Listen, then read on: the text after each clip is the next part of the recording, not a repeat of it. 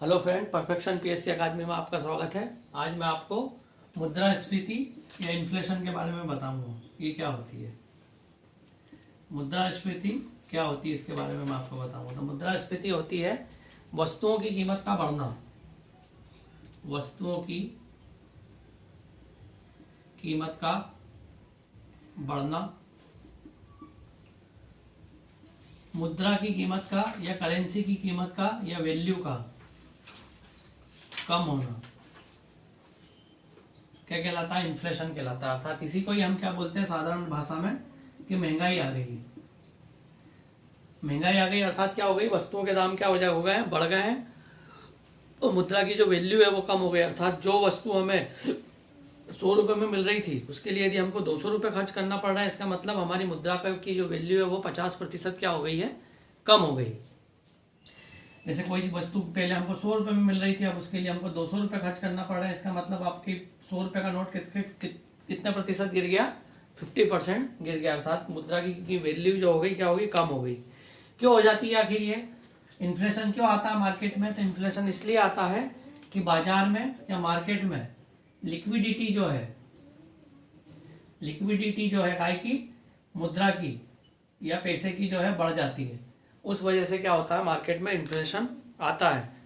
अब इन्फ्लेशन का कारण क्या है, आखिर वस्तुओं की कीमत क्यों बढ़ती है और मुद्रा की कीमत क्यों कम होती है, और बाजार में लिक्विडिटी पैसे की कैसे बढ़ती है?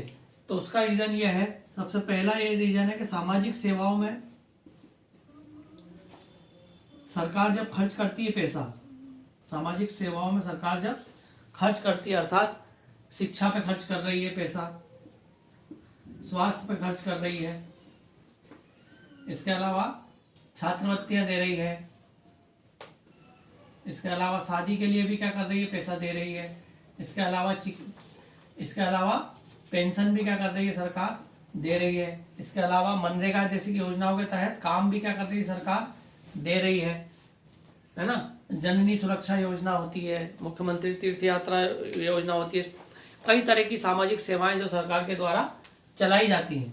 तो जब इन सेवाओं के माध्यम से जब पैसा जो है मिलता है, तो इसी स्थिति में लोगों के पास क्या हो जाती है, लिक्विडिटी जो है पैसे की क्या हो जाती है, बढ़ जाती है। क्योंकि इन चीज़ों में व्यक्ति को पैसा खर्च नहीं करना पड़ता। तो जो व्यक्ति जितना पैसा कमाता है वो सब पैसा वो वस्तुओं को खरीदने में क्या कर देता है, शुरू कर देता है। तो ऐसी स्थिति में वस्तुओं के दाम क्या हो जाते हैं, बढ़ जाते हैं, क्योंकि वस्तुओं की डिमांड जो है बढ़ गई है, क्योंकि लोगों के पास पर्याप्त क्या हो गया, पैसा हो गया। इसके अलावा सरकार जो है, सरकारी जो विभाग होते हैं, सरकारी जितने भी विभाग होते हैं, वहाँ पर सरकार के द्वारा समय समय पर महंगाई भत्ता बढ़ाया जाता है। इसके अलावा वेतन आयोग बैठते हैं। तो ऐसी स्थिति में हर सरकारी कर्मचारी का जो वेतन है न्यूनतम 5,000 से लेकर 25,000 तक क्या हो जाता है, प्रतिवर्ष बढ़ जाता है। तो ऐसी स्थिति में मार्केट में क्या हो जाती है, लिक्विडिटी पैसे की बढ़ जाती है। इसका मतलब वस्तुओं की मांग क्या हो जाती है, बढ़ जाती है। वस्तुओं की मांग बढ़ी और पूर्ति यदि व्यापारी नहीं कर पा रहा है, तो वो क्या करता है, ऐसी स्थिति में वस्तुओं के दाम क्या कर देता है, बढ़ा देता है। इससे मुद्रा की वैल्यू क्या हो जाती है, कम हो जाती है। इसके अलावा सस्ते लोन जो है,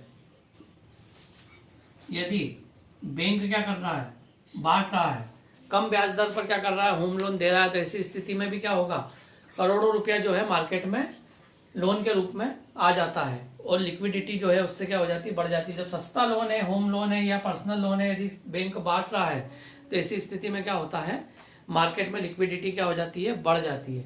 इसके अलावा सरकार के द्वारा जो सब्सिडी दी जाती है, सब्सिडी अर्थात वह सहायता होती है, सब्सिडी जो होती है बीपीएल लोगों को ध्यान में रख के, गरीबी तबकों को लोगों को ध्यान में रखकर क्या की जाती है, दी जाती है, जो कि आवास के क्षेत्र में भी दी जाती है, चिकित्सा के क्षेत्र में भी दी जाती है, जमीन खरीदने के लिए भी दी जाती है। कई तरह की सब्सिडी है, जैसे रसोई गैस में सब्सिडी दी जाती है, केरोसिन में सब्सिडी दी जाती है। इन सब्सिडी के कारण भी क्या होता है, इन्फ्लेशन क्या होता है, बढ़ता है। तो इन्फ्लेशन क्यों बढ़ता है, क्योंकि लिक्विडिटी क्या हो रही है, बढ़ रही है। अब इस इन्फ्लेशन को क्या करना है, इसको रोकना है। इसको आप कैसे रोकोगे, तो रोकने के उपाय हम देखेंगे। इन्फ्लेशन को रोकने के उपाय, आखिर जो लिक्विडिटी बढ़ी है मार्केट में, उसको आप कैसे कम करोगे? तो सरकार सबसे पहले ये काम करती है, किसकी मदद से, आरबीआई सबसे पहले काम करता है। आरबीआई क्या करता है, अपनी मॉनिटरी जो पॉलिसी होती है, कौन सी पॉलिसी होती है, मॉनेटरी पॉलिसी या मौद्रिक जो नीति होती है उसकी, उसके तहत क्या करता है, मौद्रिक नीति के तहत क्या करता है, उसकी 3-4 चीजों में क्या करता है, परिवर्तन करता है। पहली चीज होती है उसकी बैंक रेट, दूसरी होती है रेपो रेट, तीसरी होती है CRR और चौथी होती है SLR। तो आरबीआई क्या करता है, मार्केट से लिक्विडिटी को क्या करना है, मार्केट से कम करना है। तो इसके लिए क्या करता है आरबीआई, बैंक रेट को क्या कर देता है, बढ़ा देता है। बैंक रेट क्या होती है, तो बैंक रेट ये होती है कि आरबीआई जिस दर पर क्या करेगा, नेशनलाइज बैंकों को क्या देगा, पैसा देता है, वो क्या कहलाती है, उसकी बैंक दर कहलाती है। यानी जिस दर पर आरबीआई नेशनलाइज बैंकों को क्या कर देता है, लोन देता है, वो क्या कहलाती है, उसकी बैंक रेट कहलाती है। क्या कहलाती है, बैंक रेट कहलाती है। अब यदि मार्केट से लिक्विडिटी को कम करना है तो ऐसी स्थिति में आरबीआई क्या करता है, बैंक रेट की जो दर होगी उसको क्या कर देगा, वो बढ़ा देगा। वो बढ़ा देगा तो नेशनलाइज बैंकों को कम लोन क्या होगा, प्राप्त होगा ऐसी स्थिति में। तो सबसे पहला उपाय क्या करता है आरबीआई, बैंक रेट की दर को क्या कर देता है, बढ़ा देता है। दूसरा उपाय क्या करता है, रेपो रेट। रेपो रेट क्या है, रेपो रेट ये होता है कि आरबीआई शॉर्ट टर्म लोन जब देता है, किसको, नेशनलाइज बैंक को शॉर्ट टर्म लोन देता है। ये जो है, ये जो लोन था ये लॉन्ग टर्म था, ये जो लोन था ये कैसा था, लॉन्ग टर्म था। यदि शॉर्ट टर्म लोन दे रहा है, 7 दिन के लिए या 14 दिन के लिए लोन दे रहा है, तो ये कहलाता है आपका रेपो रेट। तो रेपो रेट की जो दर है वो भी क्या कर देता है आरबीआई, क्या कर देगा ऐसी स्थिति में, बढ़ा देगा, ताकि नेशनलाइज बैंक ज्यादा शॉर्ट टर्म लोन भी ना दे पाए। तीसरा होता है CRR। CRR का मतलब होता है कैश रिजर्व रेशो। प्रत्येक नेशनलाइज बैंक को एक निश्चित कैश की जो मात्रा है वो किसके पास रखना पड़ती है, आरबीआई के पास रखना पड़ती है। जैसे मान लो फॉर एग्जांपल, यदि आरबीआई ने बोला कि 10% क्या रखना है आपको, CRR रखना है। यदि मान लो 1 करोड़ रुपए यदि टर्न ओवर है बैंक का, तो 10 लाख रुपए फिर वो क्या किसको देगा, वो आरबीआई को देगा। तो यदि जब मार्केट में इन्फ्लेशन बढ़ जाता है तो ऐसी स्थिति में आरबीआई क्या करता है, आरबीआई जो करता है, जो CRR है आपका कैश रिजर्व रेशो की जो राशि है या इसकी जो दर है उसको क्या कर देगा, वो बढ़ा देगा। तो बढ़ा देगा तो ऐसी स्थिति में नेशनलाइज बैंकों को ज्यादा पैसा क्या है, आरबीआई को देना पड़ेगा। तो ये क्या कहलाता है आपका CRR। अगला है SLR। SLR का मतलब होता है सावधिक तरलता अनुपात, हिंदी में और अंग्रेजी में बोलते हैं statutory liquid ratio. Statutory liquid ratio. जिस प्रकार नेशनलाइज बैंकों को एक निश्चित राशि आरबीआई के पास रखना पड़ती है, उसी प्रकार सॉलिडिटरी लिक्विड रेशो के तहत नेशनलाइज बैंकों को निश्चित मात्रा में गोल्ड भी रखना पड़ता है। तो जब यदि मार्केट में क्या बढ़ रही है, इन्फ्लेशन बढ़ रहा है, तो SLR की जो दर है वो आरबीआई क्या कर देती है, उसको भी क्या कर देती है, बढ़ा देती है। तो उसको भी बढ़ा देती है। तो ये चारों उपाय करने से मार्केट से क्या हो जाती है, तरलता क्या हो जाती है, कम हो जाती है। सबसे पहले क्या करती है, बैंक रेट। तो बैंक रेट क्या है, बैंक रेट वह रेट है जिस रेट पर लॉन्ग टर्म जो लोन है नेशनलाइज बैंकों को दिया जाता है। रेपो रेट क्या है, शॉर्ट टर्म के लिए जब दिया जाता है तो वो क्या कहलाता है, रेपो रेट कहलाता है। CRR क्या है, एक निश्चित राशि जो है आरबीआई के पास रखना पड़ती है नेशनलाइज बैंक को।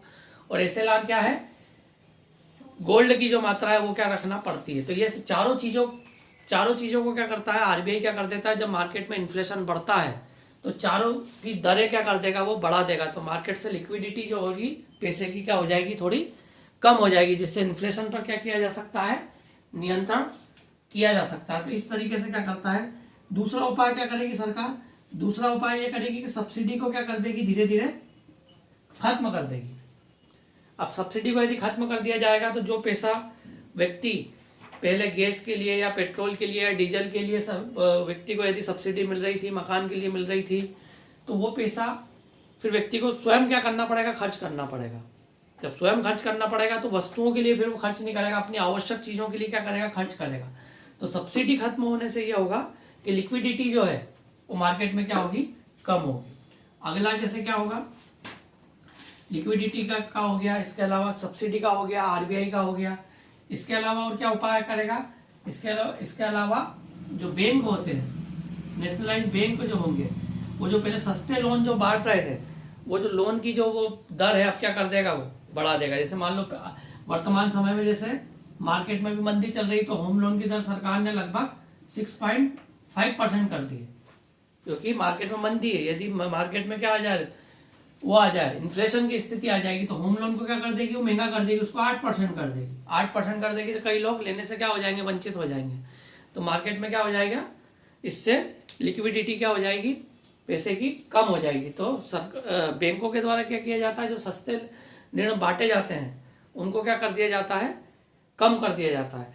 इसके अलावा और यदि नियंत्रण करना हो यदि सरकार को, तो सरकार क्या करेगी, सामाजिक सेवाओं में जो पैसा खर्च कर रही है सरकार, अर्थात कल्याणकारी योजनाएं जो सरकार चला रही है नागरिकों के लिए, उसमें थोड़ी सी क्या कर देती है, कमी कर देती है। उसमें यदि सीधी कमी आएगी तो नागरिकों को क्या करना पड़ेगा, अपनी जो पैसा सरकार की तरफ से उसे मिल रहा था उन सब चीजों में पैसा खर्च करना पड़ेगा। तो वस्तुओं के दाम नहीं बढ़ेंगे, क्योंकि अभी सामाजिक सेवाओं में के कारण, कल्याणकारी योजनाओं के कारण कई चीजें जो है, जैसे विवाह का खर्च हो गया, चिकित्सा का खर्च हो गया, आवास का खर्च हो गया, पढ़ाई का खर्च हो गया, सभी खर्च क्या कर रही सरकार, उठा रही। अनाज भी फ्री में मिल रहा है। तो ऐसी स्थिति में क्या होता है, वस्तुओं के दाम क्या हो जाते हैं, बढ़ जाते हैं। तो अगला क्या कर सकती है सरकार, के कल्याणकारी जो योजना उसको सिर्फ उसका लाभ वंचित वर्ग को ही मिले, जो आवश्यक, जो वाकई में जो इसके हकदार हैं उन्हीं को मिले, सभी लोगों को इसका लाभ ना मिले। ऐसा कोई उपाय सरकार कर सकती है, जिससे क्या हो सकता है, इन्फ्लेशन पर क्या किया जा सकता है, कंट्रोल किया जा सकता है। तो ये जो मैंने आपको उपाय बताया कि इस तरीके से सरकार जो आरबीआई की मदद से, सरकार कल्याणकारी योजनाओं की मदद से क्या कर सकती है, ये इन्फ्लेशन क्या कर सकती है, रोक सकती है। तो ये आपको मैंने बताया कि किस प्रकार इन्फ्लेशन मार्केट में आता है और उसके क्या क्या कारण होते हैं और उसको किस तरीके से क्या किया जाता है, रोका जाता है। तो ये था आज आपका एक छोटा सा वीडियो था, लेकिन बहुत ही महत्वपूर्ण था इन्फ्लेशन के ऊपर। धन्यवाद। अगला वीडियो लेके हम तुरंत हाजिर होंगे।